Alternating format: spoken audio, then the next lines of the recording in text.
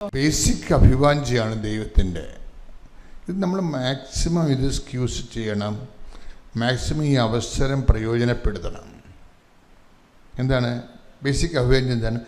I will come with you wherever you go. നീ എവിടെ പോയാലും ഞാൻ നിൻ്റെ കൂടെ ഉണ്ടാകും. അതെന്ന് വെച്ച് കഴിഞ്ഞാൽ ദൈവം നമുക്ക് തുറന്നിട്ടിരിക്കുന്നൊരു വാതിലാണ്. അപ്പോൾ ദൈവത്തിൻ്റെ ആഗ്രഹം എന്താണ്? നമ്മൾ എവിടെ പോയാലും നമ്മുടെ കൂടെ ഉണ്ടാകുക എന്നുള്ളതാണ്. ഇപ്പം നമ്മുടെ റിസ്ക് എന്താ? ഈ ദൈവത്തിൻ്റെയും കൊണ്ടുപോകാൻ നമുക്ക് പാടായിരിക്കും. കാരണം നമ്മുടെ കയ്യിരിപ്പും ദൈവം ആഗ്രഹിക്കണം തമ്മിൽ ഭയങ്കര പ്രശ്നങ്ങളാണ്. പിന്നെ നമ്മൾ എന്തു ചെയ്യും? നമ്മൾ കുറച്ച് ഒതുങ്ങിക്കൊടുക്കും. എന്തിനാണ്? ദൈവത്തിനെ നമ്മുടെ കൂടെ ചേർത്ത് കൊണ്ടുപോകാൻ വേണ്ടി. ഇത് ഒരു വളരെ ഈ ഒരു അവസരം ഉണ്ട്. പക്ഷേ ഈ അവസരത്തെ പ്രയോജനപ്പെടുത്തുന്നവർ പലപ്പോഴും ചുരുക്കമായിരിക്കും. ദൈവം ഒരു വലിയ അവസരം തന്നതാണ്. എന്താണ്?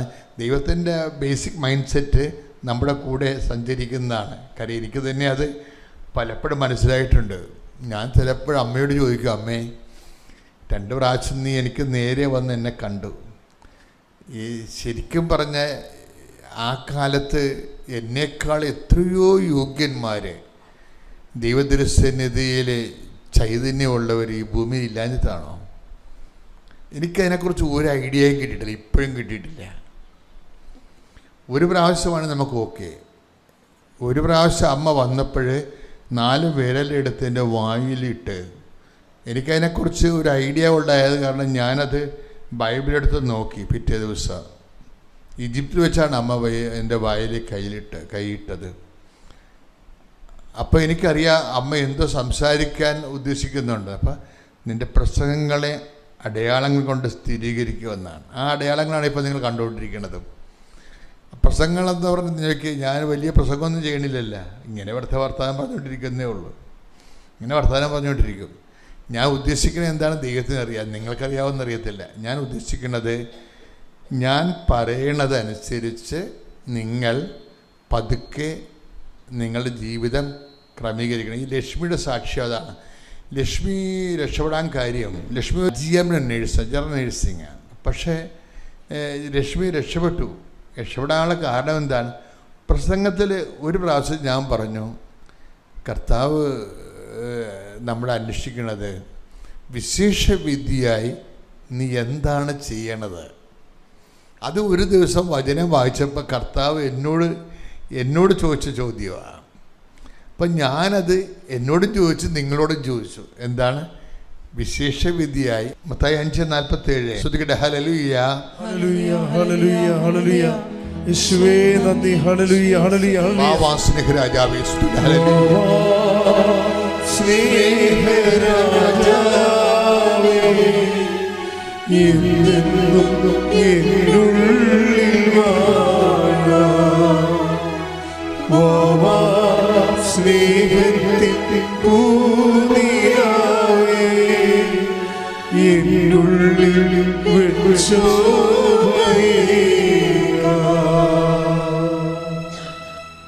മത്തായി 5:47 സഹോദരങ്ങളെ മാത്രമേ നിങ്ങൾ അഭിവാദനം ചെയ്യുന്നുള്ളൂവെങ്കിൽ വിശേഷവിധിയായി എന്താണ് നിങ്ങൾ ചെയ്യുന്നത്? വിജാതീയരും അത് തന്നെ ചെയ്യുന്നില്ല. ഇത് ഭയങ്കര റിലേറ്റിവിറ്റിയാ. എന്ന് വെച്ച് കഴിഞ്ഞാൽ നമ്മളൊരു കാര്യം ചെയ്താൽ ഒന്നാമതിൽ ദൈവത്തിന് മുതലാകത്തില്ല. അതാണ് ഏറ്റവും പ്രശ്നം. എനിക്ക് പരിശുദ്ധാത്മാവ് എന്നോട് നേരത്തെ പറഞ്ഞു, ജോസഫേ വെറുതെ ദൈവമായിട്ട് ജീവിച്ച് നിൻ്റെ ചെറിയ പരിപാടികൾ കൊണ്ടൊന്നും പരിപാടി നടക്കത്തില്ല. കാര്യം ഇതിന് നല്ല ഹെവി ഇൻവെസ്റ്റ്മെൻറ്റാണ് ദൈവം ചെയ്തിരിക്കുന്നത്. അതുകൊണ്ട് ആ ഇൻവെസ്റ്റ്മെൻറ്റിനോട് ഒരു ആത്മാർത്ഥയില്ലാത്തവരുമായിട്ട് ദൈവം മുന്നോട്ട് പോകത്തില്ല. പച്ചക്ക് പറഞ്ഞതാണ്. ദൈവം എന്താ ഇൻവെസ്റ്റ് ചെയ്തിരിക്കുന്നത്? തൻ്റെ ഏകജാതനെയാണ് നൽകിയിരിക്കുന്നത് ഈ പ്രോജക്റ്റിലെ. ഇനി ദൈവത്തിൻ്റെ കയ്യിലൊന്നുമില്ല, ലാസ്റ്റ് ഇൻവെസ്റ്റ്മെൻറ്റാണ്. തൻ്റെ ഏകജാതനെ നൽകാൻ തക്ക വിധം ദൈവം അത്രമാത്രം ലോകത്തെ സ്നേഹിച്ചു എന്ന് പറയുന്ന ആ 3:16 കൂടെ കോമ്പറ്റൻ്റ് ആയിട്ട് വരുന്ന വചനം എന്താണ്? നമുക്ക് യേശുക്രിസ്തുവിന് നൽകിയവൻ അവനോടുകൂടി ഒരു നാണം കെട്ട സ്നേഹമാണ് ദൈവത്തിൻ്റെത്.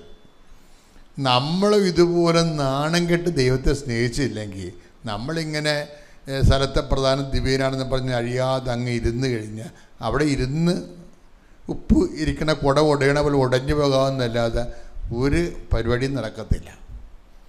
അപ്പോൾ ദൈവവുമായിട്ടുള്ള ഇൻട്രാക്ഷനിൽ വളരെ ശ്രദ്ധിച്ച് ആണ് നിങ്ങൾ ഇൻവെസ്റ്റ് ചെയ്യേണ്ടത്. 3:16 വായിച്ചേ. ശ്രുതികട്ടെ. ഹല്ലേലൂയ. യേശുവേ നന്ദി. ഹല്ലേലൂയ.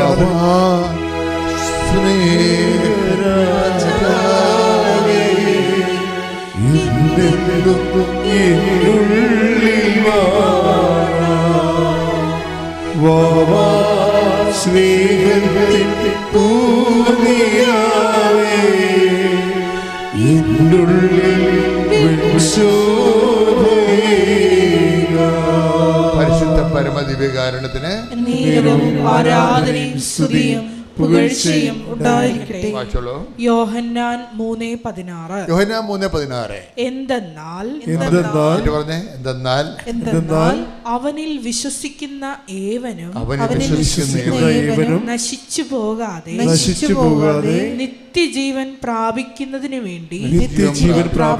വേണ്ടി തന്റെ ഏകജാതനെ നൽകാൻ തക്കവിധം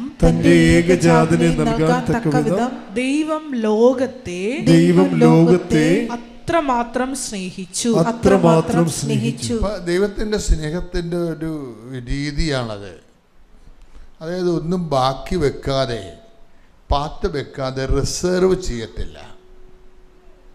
അൺറിസർവ്ഡ് ആൻഡ് അൺകണ്ടീഷണൽ ലവ് ആണ്. ഇതിങ്ങനെ ധ്യാനഗുരുക്കന്മാരിങ്ങനെ എല്ലാ മാസവും എല്ലാ വർഷവും ഒക്കെ ഇങ്ങനെ ഇരുന്നുകൊണ്ട് പറഞ്ഞിട്ട് ഒരു കഥയുമില്ല. എന്താ കാര്യം? ഈ കഥ കേൾക്കണമെങ്കിൽ കേൾക്കാൻ ചെവി ഉണ്ടാകണം. അതാണ് പ്രശ്നം. അതാണ് ഈശോ ഇതെല്ലാം പറഞ്ഞതിന് ശേഷം ഈശോ എന്ത് പറയും? കേൾക്കാൻ ചെവിയുള്ളവൻ കേൾക്കട്ടെ. 13:9 എടുത്ത് ശ്രുതികടെ. ഹല്ലേലൂയ. ഹല്ലേലൂയ. ഹല്ലേലൂയ. ഹല്ലേലൂയ. ഹല്ലേലൂയ. യേശുവേ നന്ദി. ഹല്ലേലൂയ. ഹല്ലേലൂയ. മത്തായി ശ്ലീഹ 13:9 ശ്രുതികടെ. ഹല്ലേലൂയ. ഹല്ലേലൂയ. ഹല്ലേലൂയ. ഹല്ലേലൂയ. 13:9. 13:9 ചെവിയുള്ളവൻ കേൾക്കട്ടെ. അതാണ് ഇതിൻ്റെ ഒരു പ്രശ്നം വരണത്. തൻ്റെ ഏകജാതനെ അന്തരാത്മാവിൽ അറിയണത് അത്രമാത്രം ലോകത്തെ സ്നേഹിച്ചു. ഓക്കെ, ഇതൊരു 100 തവണ നമ്മൾ കേട്ടിട്ടുണ്ട്. എന്നിട്ട് പ്രത്യേകിച്ച് നമുക്കൊന്നും ഫീൽ ചെയ്തിട്ടില്ല. എന്താ കാര്യം? നമ്മൾക്ക് കേൾക്കാനുള്ള ശ്രവണാഭിഷേകം എന്നും പറഞ്ഞാൽ വേറൊരു സാധനമുണ്ട്, അത് തന്നിട്ടില്ല. അതാണ് വിഷയം. കേൾക്കാൻ ചെവി എന്നുകൊണ്ട് ഈ ചെവി അല്ലേ ഉദ്ദേശിക്കുന്നത്. ഒരു വാക്ക്, ദൈവത്തിൻ്റെ വചനം അതിൻ്റെ അന്തരാത്മാവിൽ അറിയണത് അഭിഷേകപ്രകാരമാണ്. ആ അഭിഷേകം നമുക്ക് തന്നിട്ടില്ല. കാര്യം എന്താണ്? അത് പേയ്മെൻ്റ് സീറ്റാണ്. അതാ വിഷയം. അഭിഷേകം പേയ്മെൻറ്റാണ്. നമുക്ക് ചില ആപ്പൊക്കെ നമുക്ക് ഫ്രീ ആയിട്ട് ഡൗൺലോഡ് ചെയ്തെടുക്കാം. അത് കഴിഞ്ഞ് അതിൻ്റെ കുറച്ചുകൂടി കൂടിയ വേർഷൻസ് ഉണ്ട്. അപ്പോൾ അവർ പറയും പേയ്മെൻറ്റാണ്, ഇതിന് പേയ്മെൻറ്റ് ചെയ്യുമെന്ന് പറയും. നമുക്ക് കുറച്ച് കാര്യങ്ങളൊക്കെ, ഭൗതിക കാര്യങ്ങളൊക്കെ ദൈവമായിട്ടൊക്കെ ഒരു പേയ്മെൻറ്റും ഇല്ലാതൊക്കെ കിട്ടും. കുറച്ച് കഴിഞ്ഞാൽ എല്ലാം പേയ്മെൻറ്റാണ്. എല്ലാം പേയ്മെൻറ്റാണ് എന്നുവെച്ചാൽ നമുക്ക് ഒരു 40% കാര്യങ്ങൾ ദൈവമായിട്ട് വലിയ പേയ്മെൻ്റ് ഇല്ലാതെ ഒരു എല്ലാവർക്കും കിട്ടും. പക്ഷെ അതിൻ്റെ കുറച്ച് റിവൈസ്ഡ് ആയിട്ടുള്ള വേർഷൻസ് കിട്ടണമെന്നുണ്ടെങ്കിൽ നമ്മൾ പേയ്മെൻറ്റ് ചെയ്യണം. എന്ന് പറഞ്ഞതുപോലെ അതിന് പ്രത്യേക അഭിഷേകം കിട്ടണം. ഇപ്പം നമ്മൾക്ക് യേശുക്രിസ്തു നൽകിയവൻ, അത് ഇതോടെ യോജിക്കുന്ന വാക്കാണ്.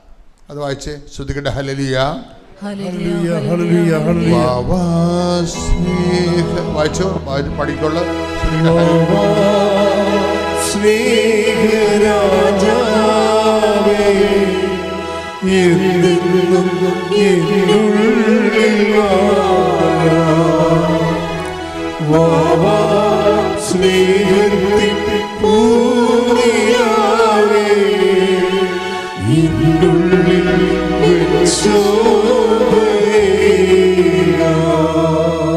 എൻ്റെ പേര് ജൂബി ജോയ് എന്നാണ്. ഞാൻ കുറ്റിക്കാട് സെൻറ്റ് സെബാസ്റ്റ്യൻ ചർച്ച് ചാലക്കുടി അവിടെ നിന്നാണ് വരുന്നത്. ഈശോയ്ക്കും മാതാവിനും നന്ദി. ഞാൻ 2019 എൻ്റെ മമ്മി ഉടമ്പടി എടുത്തത്. അപ്പം എപ്പോഴും മമ്മി എനിക്ക് മാതാവിൻ്റെ കാര്യവും ഉടമ്പടിയുടെ കാര്യമൊക്കെ ഇപ്പോഴും പറയും. ഞാൻ ജർമ്മൻ പഠിക്കാനായിട്ട് പത്തനംതിട്ടയിൽ ഞാൻ ക്ലാസ്സിന് കയറി. അപ്പം അവിടെ എല്ലാവർക്കും ഓരോ ഇൻ്റർവ്യൂ സെക്ഷനും കാര്യങ്ങളൊക്കെ ഈ പഠനത്തോടൊപ്പം ഇൻ്റർവ്യൂവും കാര്യങ്ങളൊക്കെ നടത്തുന്നുണ്ട്.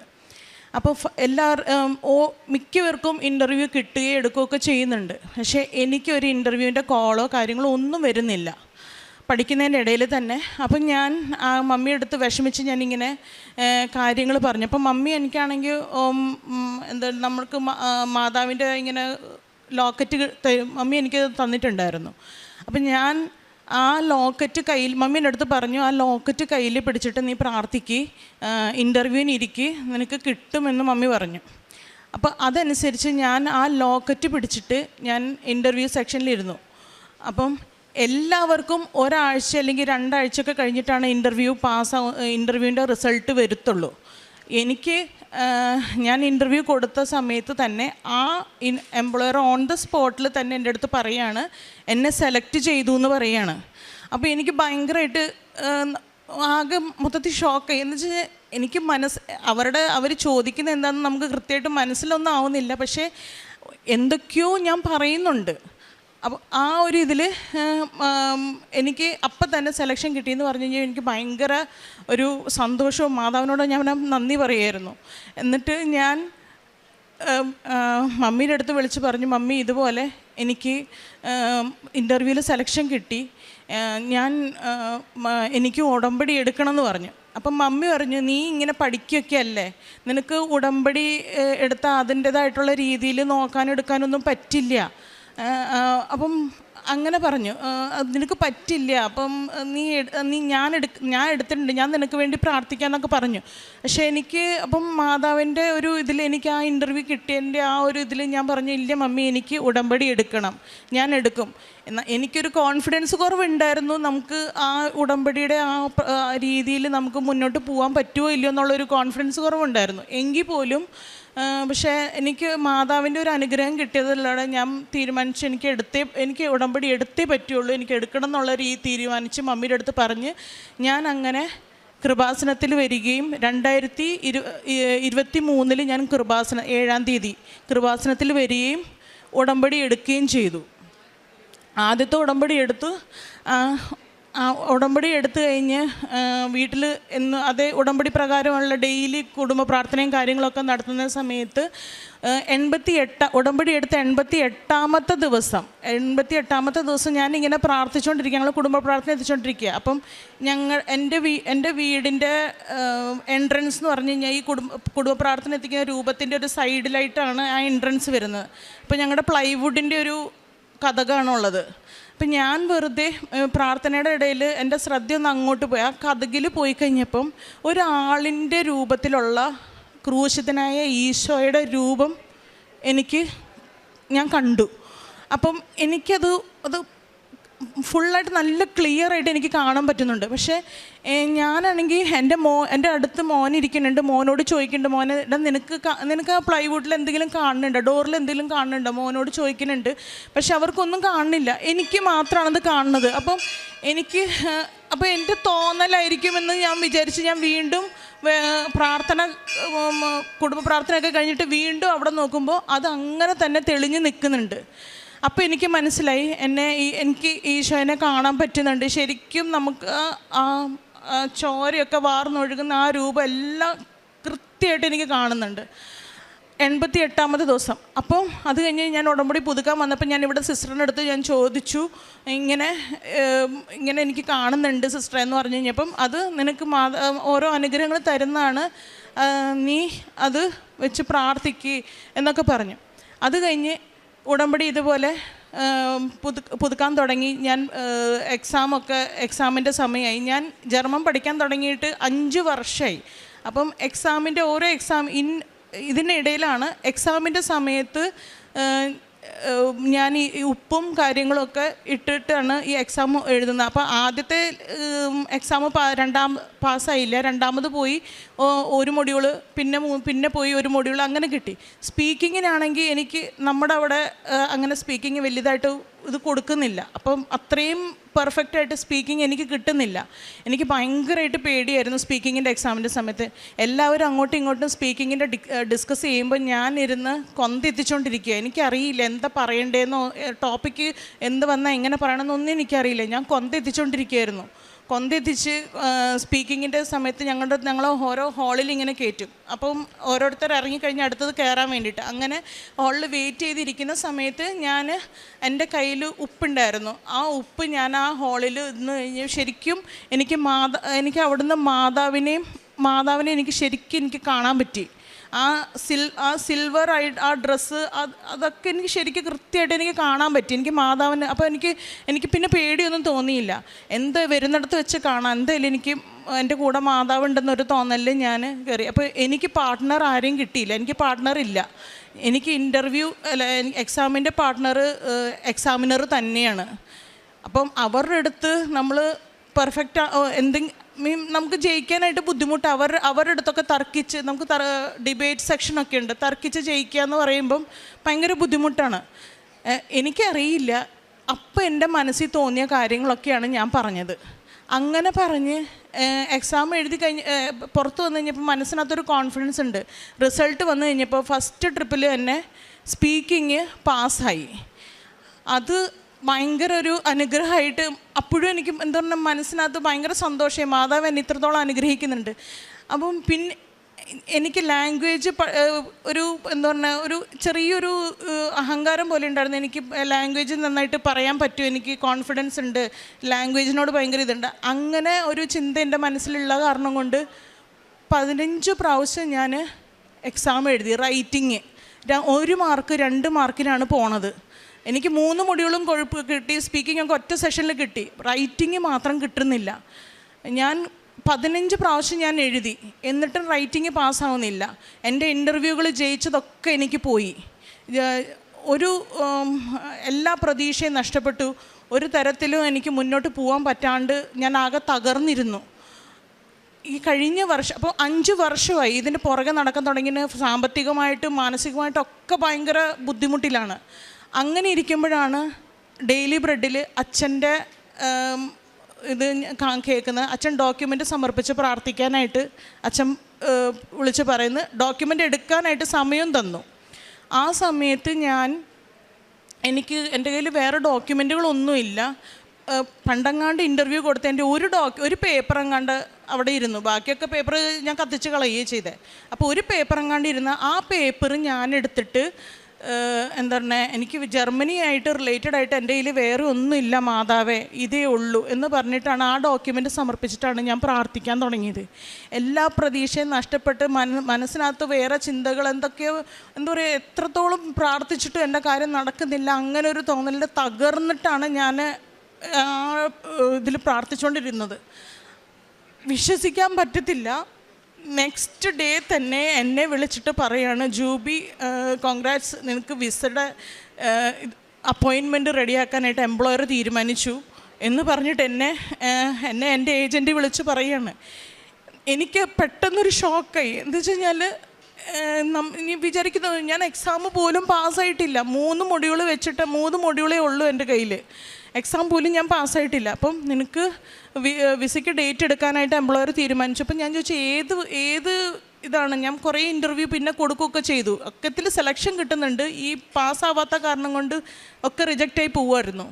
എന്നിട്ട് എനിക്ക് ഡോക്യുമെൻ്റ് അയച്ചു തന്നു കഴിഞ്ഞപ്പം ആ ഈ ഡോക്യുമെൻറ്റും ഞാൻ വെച്ച് പ്രാർത്ഥിച്ച ഡോക്യുമെൻ്റ് നോക്കി കഴിഞ്ഞപ്പോൾ എന്താണ്, ഒരേ സെയിം ഹോസ്പിറ്റലിൽ നിന്നാണ് ഞാൻ പ്രാർത്ഥിച്ച അതേ ഡോക്യുമെൻ്റ് അതേ ഹോസ്പിറ്റലിൽ നിന്നാണ് എനിക്ക് കോള് വന്നേക്കുന്നത്. എനിക്ക് വിസയ്ക്ക് ഡേറ്റ് എടുക്കാനായിട്ട് എംപ്ലോയർ തീരുമാനിച്ചേക്കുന്നത്. ഇതിൽ പര അനുഗ്രഹം എനിക്ക് വേറെ കിട്ടാനില്ല. ഞാനത് എനിക്ക് ആരുടെടുത്തൊക്കെ എനിക്ക് പറയാൻ പറ്റുമോ, ഞാൻ എല്ലാവരുടെ അടുത്തും ഞാനത് പറഞ്ഞു. ഇതുപോലെ മാതാവ് അനുഗ്രഹം തരുന്നുണ്ട്. ഇത്രയും അനുഗ്രഹം എനിക്ക് കിട്ടിയ, ഒട്ടും പ്രതീക്ഷിക്കാതെയാണ്, നമുക്ക് വിചാരിക്കാത്ത സമയത്താണ് മാതാവ് അനുഗ്രഹം തരുന്നത് എന്ന് പറഞ്ഞു. അത് കഴിഞ്ഞ് ഞാൻ വിസയ്ക്ക് ഡേറ്റ് എടുത്തു. ഫസ്റ്റ് വിസ റിജക്റ്റായി. അത് കഴിഞ്ഞ് രണ്ടാമതും ഞാൻ കൊടുത്തു. ഞാൻ പ്രതീക്ഷ നഷ്ടപ്പെട്ടില്ല, രണ്ടാമതും കൊടുത്തു. രണ്ടാമതും കൊടുത്തു കഴിഞ്ഞ്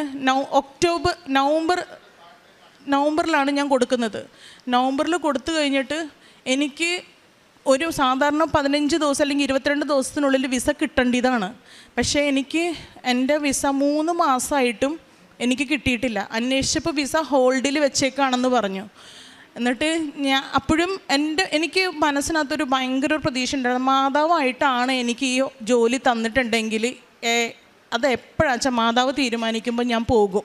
ആ ഒരു തീരുമാനം എൻ്റെ മനസ്സിലുണ്ടായിരുന്നു.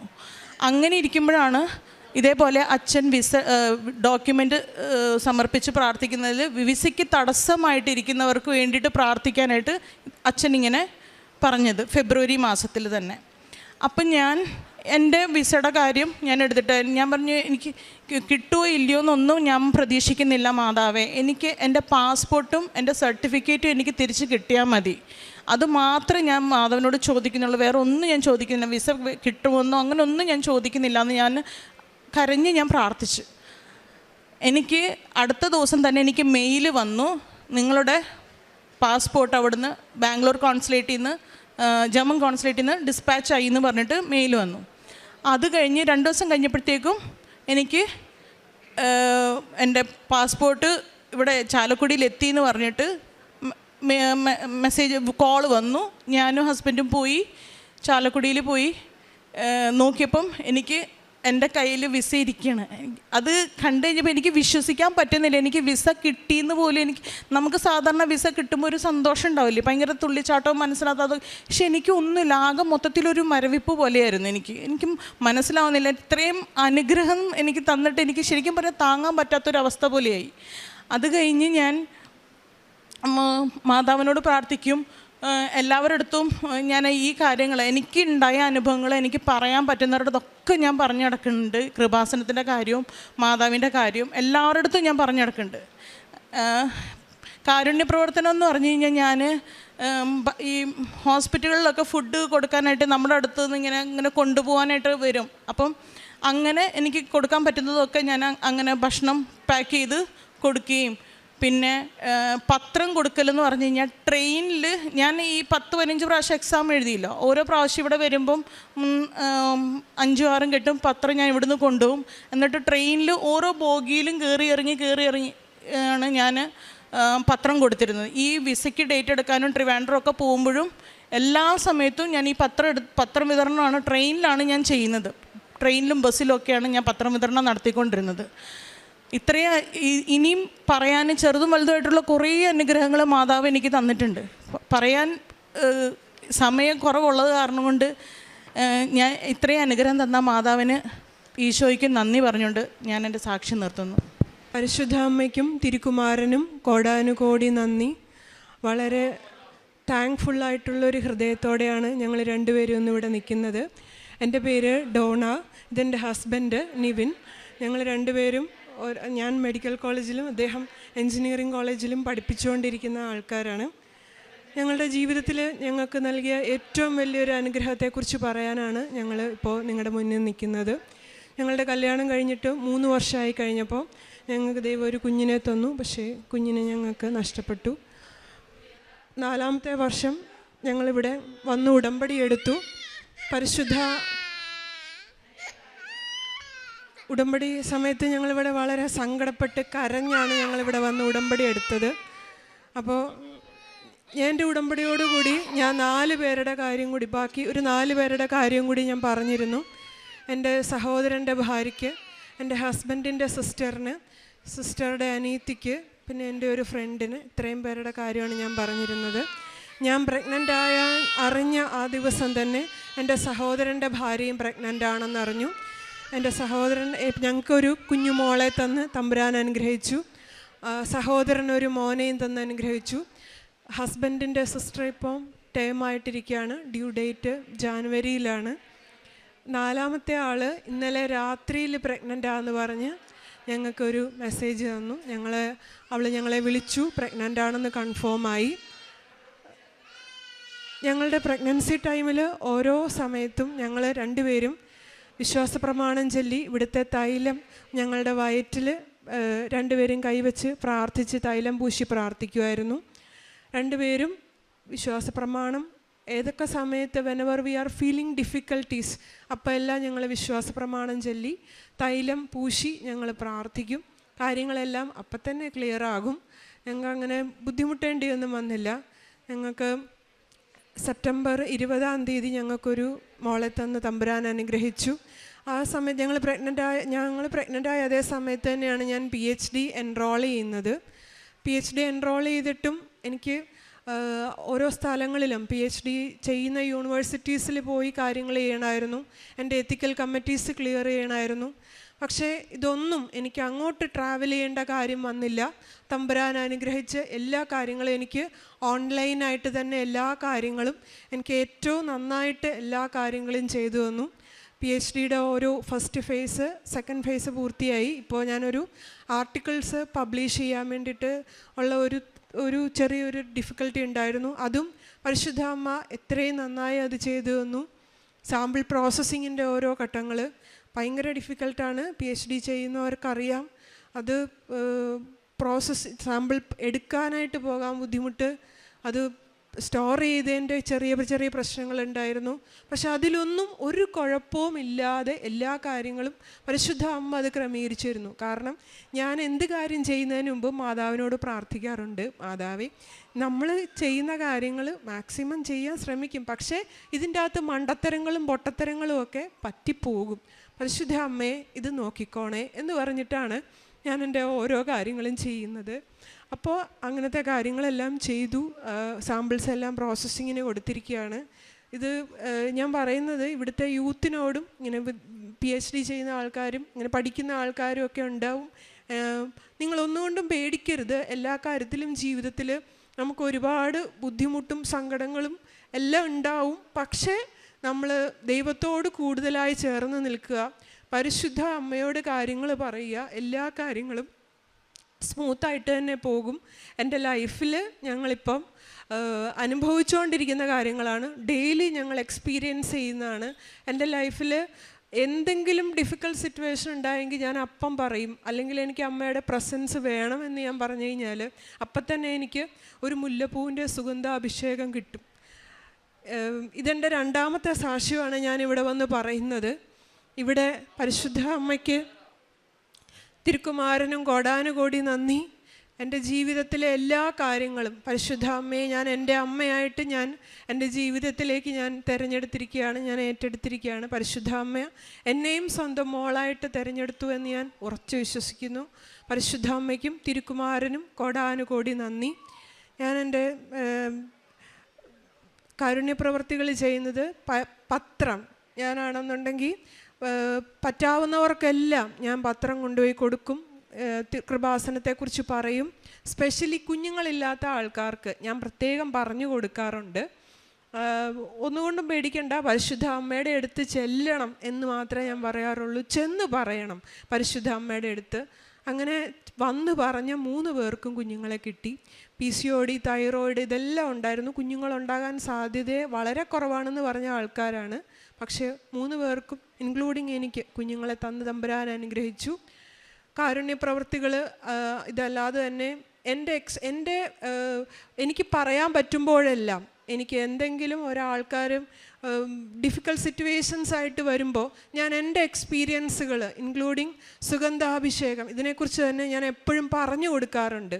കൃപാസന അമ്മേനെക്കുറിച്ച് തന്നെ ഞാൻ എപ്പോഴും പറയാൻ പറ്റുന്നിടത്തോളം ആൾക്കാരുടെ അടുത്ത് ഞാൻ പറഞ്ഞു കൊടുക്കാറുണ്ട്. അതുപോലെ തന്നെ കാരുണ്യപ്രവർത്തികളായിട്ട് വേറെ ചെയ്യുന്നു. മറ്റുള്ളവർക്ക് ആഹാരം, നമ്മുടെ വീടിനടുത്ത് ഒരു ചെറിയ കുഞ്ഞുങ്ങളെ നോക്കുന്ന ഒരു സ്ഥലമുണ്ട്. മാസത്തിൽ 1-2 പ്രാവശ്യം അവിടുത്തെ കുഞ്ഞുങ്ങൾക്ക് ഫുഡ് നമ്മൾ പ്രൊവൈഡ് ചെയ്യാറുണ്ട്. അതുപോലെ പറ്റാവുന്ന കാര്യങ്ങളെല്ലാം ജെനുവിനാണെന്ന് നമ്മളോടടുത്ത് പറയുന്ന ആൾക്കാർക്കെല്ലാം നമ്മൾ പറ്റാവുന്ന പോലെ നമ്മൾ സഹായിക്കാറുണ്ട്. ഇതൊക്കെയാണ് ഞാൻ ചെയ്യുന്ന കാരുണ്യ പ്രവർത്തികൾ. പരിശുദ്ധ അമ്മയ്ക്കും തിരുക്കുമാരനും കോടാനുകോടി നന്ദി.